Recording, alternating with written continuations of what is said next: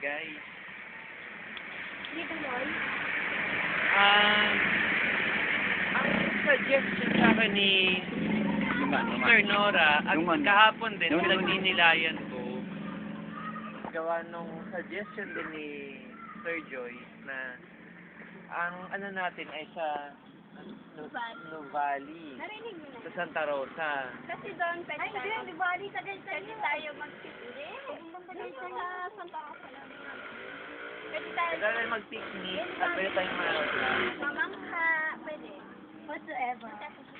pagka-picnic, pag nag-picnic tayo, magdadala daw si Sir Nora ng parang tapos supula tayo sa Bermuda Grass. Tabing ano yun na, tabing tubig, tabing nung pamamang. Sayo.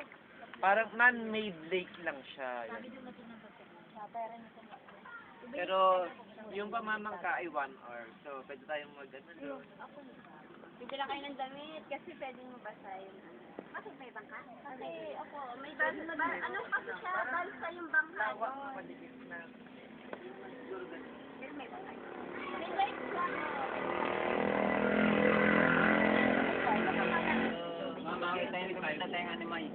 Bukas ka yun?